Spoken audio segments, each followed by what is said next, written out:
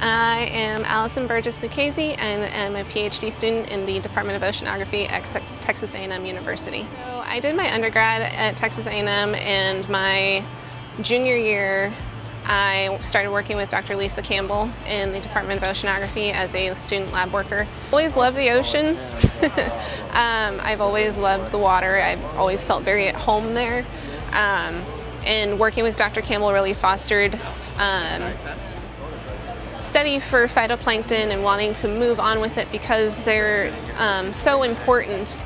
We have a lot of field-oriented programs, both my program with a continuous time series of the phytoplankton and, say, Steve DeMarco's program on the gliders, and so we have a lot of unique opportunities for students to get experience with real-time data and analysis of real-time data, and time series, which is really important for understanding what's going on in the ocean.